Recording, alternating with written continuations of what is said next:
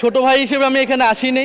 এটার প্রমাণ জাতীয় সংসদে যদি বলেছে ওনাদেরকে এই প্রমাণ দিতে হবে নাহিদ ইসলামের নামে কি দুর্নীতির অভিযোগ উঠেছে। আমি একটু ব্যক্তিগত কৈফিয়তের জায়গা থেকে কথা বলতে চাচ্ছিলাম।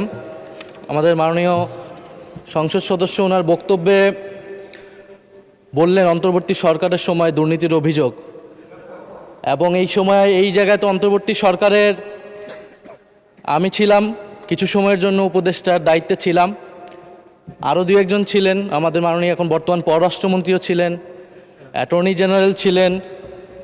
তো আমি তো নির্বাচনের বহু আগেই পদত্যাগ করে চলে এসেছি। এখন দুর্নীতির অভিযোগ যদি উনি বললেন, ওনারাই সরকারে আছেন, ওনাদেরকে এটা প্রমাণ করতে হবে।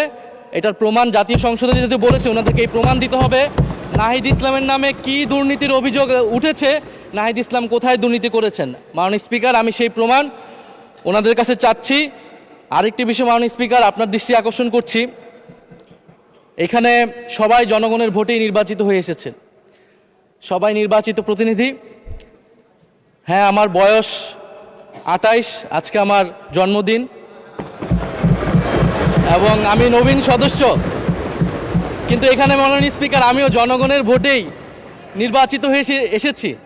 কারো ছোট ভাই হিসেবে আমি এখানে আসিনি।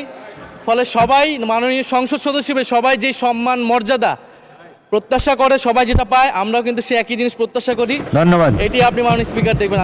আপনার ধন্যবাদ।